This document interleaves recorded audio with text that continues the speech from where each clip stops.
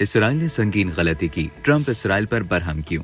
अमेरिकी सदर Donald Trump ने जंग बंदी की खिलाफ वर्जी पर इसराइल पर इजहार बरहमी किया है। डोनाल्ड ट्रंप ने इसराइल और ईरान दोनों को जंग बंदी की खिलाफ वर्जी का मुर्तकिब करार दिया और इसराइल पर शदीद बरहमी का इजहार करते हुए कहा कि इसराइल ने मुआहदे पर रजामंदी जाहिर करने के फौरन बाद बमबारी शुरू कर दी। इसराइल अपने पायलट्स को वापस बुलाए, ईरान पर बमबारी की गई तो ये जंग बंदी की संगीन खिलाफ वर्जी होगी। बरतानवी न्यूज एजेंसी के मुताबिक ट्रंप ने कहा कि इसराइल ने संगीन गलती की, ईरान अब एटम बम नहीं बना सकेगा।